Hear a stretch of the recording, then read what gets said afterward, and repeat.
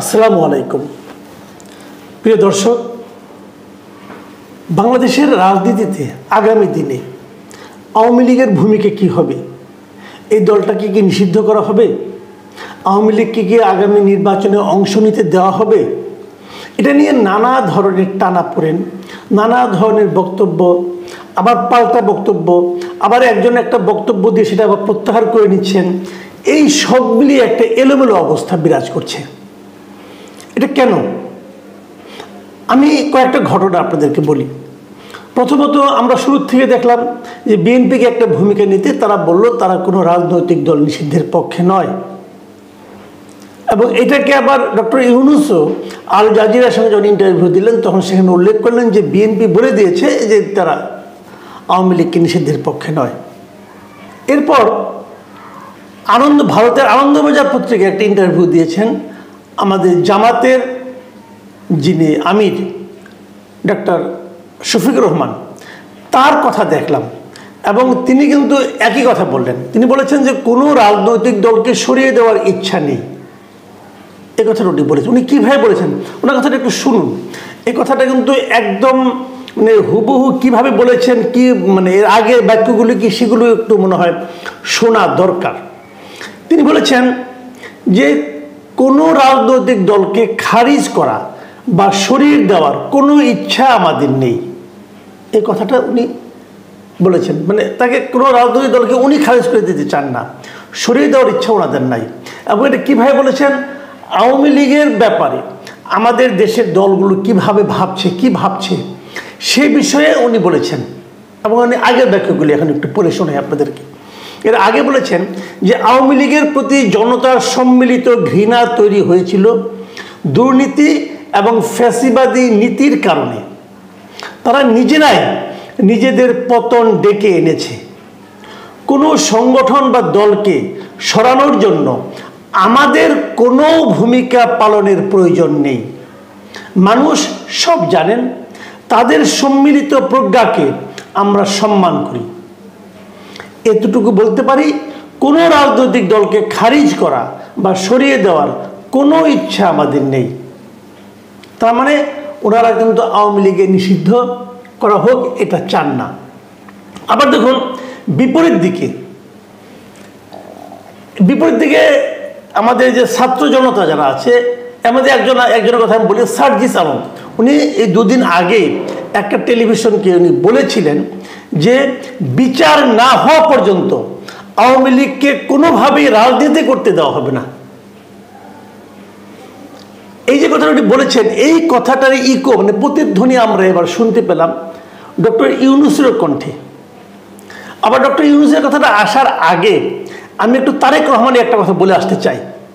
তারেক রহমানও কিন্তু গত 7ই নভেম্বরের যে ওনাদের যে বিপ্লব দিবস যেটা ছিল, বিপ্লব ও সংহতি দিবস উদযাপনের সময় উনি এই ভার্চুয়ালি একটা কথা বলেছিলেন। সেখানে উনি বলেছিলেন, দেখেন ওনার কথাটা শোনেন, যে ভোটের অধিকার নিশ্চিত হলে কোনো দল নিষিদ্ধ করার দায়ভার রাষ্ট্রকে বহন করতে হবে না। উনি আরও মানে একটা তাত্ত্বিক কথা বলেছেন যে যদি মানুষ ভোটটা ঠিকমতো দিতে পারে তাহলে রাষ্ট্রকে অথবা সরকারকে আগ বাড়িয়ে কোনো দলকে নিষিদ্ধ করার মতো দায় নিতে হবে না, জনগণই ভোট দিয়ে তাদেরকে বাতিল করে দিবে। এই কথাটা আমার কাছে কিন্তু খুবই গ্রহণযোগ্য মনে হয়। আমি যেটা বলছিলাম যে সার্জিসের কথার প্রতিধ্বনি ডক্টর ইউনূসের কথায় আবার শোনা গেল। কীভাবে শোনা গেল সেটাও বলছি। টাইম ম্যাগাজিন, মার্কিন যুক্তরাষ্ট্রের যে টাইম ম্যাগাজিন আছে, সে টাইম ম্যাগাজিনকে বৃহস্পতিবারের টাইম ম্যাগাজিনে এটা প্রকাশিত হয়েছে। সেখানে ডক্টর ইউনূসের একটা ইন্টারভিউ প্রকাশিত হয়েছে। সেখানে ডক্টর ইউনূস কি বলেছেন? ইউনূস বলেছেন যে হত্যা ও নির্যাতনের জন্য দায়ী ব্যক্তিদের জবাবদিহির আওতায় আনার পর আওয়ামী লীগকে নির্বাচনে স্বাগত জানানো হবে। উনি কিন্তু দল সম্পর্কে কিছু বলছেন না, মানে দলকে ক্ষমা প্রার্থনা করতে হবে কি হবে না তা বলছেন না। উনি বলছেন যে যাদের বিরুদ্ধে হত্যা ও নির্যাতনের অভিযোগ আছে তাদেরকে বিচারের আওতায় আনতে হবে, তাদের জবাবদিহির আওতায় আনতে হবে। আনার পর আওয়ামী লীগকে নির্বাচনে স্বাগত জানানো হবে। এটা শুনতে অনেকটা সার্জিসের কথার প্রতিধ্বনি মনে হলেও একটু কিন্তু তফাৎ আছে। এই জিনিসটি খেয়াল করার জন্য আজকের এই আলোচনাটা আমি অবতারণা করেছি। তফাৎটা এরকম উনি কিন্তু বলেন নাই যে হত্যা ও নির্যাতনের জন্য দায়ী ব্যক্তিদের বিচার সম্পন্ন হওয়ার পরে, তা কিন্তু বলেন নাই। উনি বলেছেন তাদেরকে জবাবদিহির আওতায় আনতে হবে, মানে তাদের বিরুদ্ধে বিচার কার্যটা শুরু করলেই হবে। বিচার কার্যটা শুরু হওয়া মানে কি? জবাবদিহির আওতায় আনা। এবং বিচার সম্পন্ন হওয়ার দরকার নেই, তার আগেই তাদেরকে নির্বাচনে স্বাগত জানানো হবে। এবং উনি তারপরে আবার কি বলেছেন শুনুন, আর জিনিসটা আরেকটু ক্লিয়ার হবে তার পরের বক্তব্যটাতে। সেখানে উনি বলেছেন যে নির্বাচনে অংশগ্রহণের ক্ষেত্রে অন্য যে কারো মতো তারা স্বাধীন, আমরা তাদের রাজনৈতিক ক্ষেত্রে মোকাবিলা করব। এখানে দেখেন একমাত্র ছাত্ররা ছাড়া আর প্রত্যেকটা পলিটিক্যাল পার্টি, বিশেষ করে আওয়ামী লীগ, বিএনপি, জাতীয় পার্টি, এমনকি ডক্টর ইউনূসের সরকার, তারা কেউ কিন্তু আওয়ামী লীগকে নির্বাচন থেকে বাইরে রাখার কথা বলছেন না। তারা বলছেন তারা নির্বাচনে আসবে এবং তারা খুব কনফিডেন্ট যে জনগণই আওয়ামী লীগকে প্রত্যাখ্যান করবে। জনগণ আওয়ামী লীগকে প্রত্যাখ্যানের ব্যাপারটা তারা এই জন্য ভাবছেন যে গত 15 বছর আওয়ামী লীগ এদেশের সাধারণ মানুষের সঙ্গে যে আচরণটা করেছে, গণতন্ত্রের প্রতি তারা যে ভূমিকাটা পালন করেছে, সেই ভূমিকাটা এতটাই খারাপ ছিল যে এই দেশের জনগণ আওয়ামী লীগকে প্রত্যাখ্যান করবে নির্মমভাবে।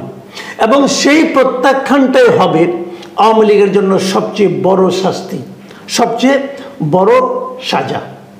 এই কথাটাই কিন্তু এদের মুখে নানাভাবে চলে আসছে এবং নিষিদ্ধ করার কোনো মানে আসলে কোনো লজিক্যাল অথবা ডেমোক্রেটিক কোনো কাজ নয়। তারা এটুকু ভেবেছে যে এই নিষিদ্ধ করলে পর এটা কিন্তু আখেরে বহির্বিশ্বেও তাদের যে গভর্নমেন্টের যে পলিটিক্যাল ইমেজ, গভর্নমেন্টের যে ইমেজ, সেই ইমেজের জন্য কোনো ইতিবাচক ভূমিকা রাখবে না। ছাত্ররা যেটা বলছে তার সঙ্গে কিন্তু এটা কেউ একমত। ছাত্ররা বলছে কি এই আওয়ামী লীগ দলটাকে নিষিদ্ধই করতে হবে।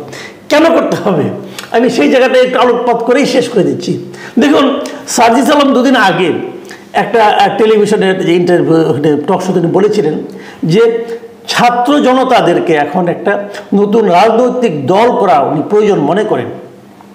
উনি মনে করেন যে ছাত্র জনতার সমন্বয়ে একটা নতুন রাজনৈতিক দল আসা প্রয়োজন।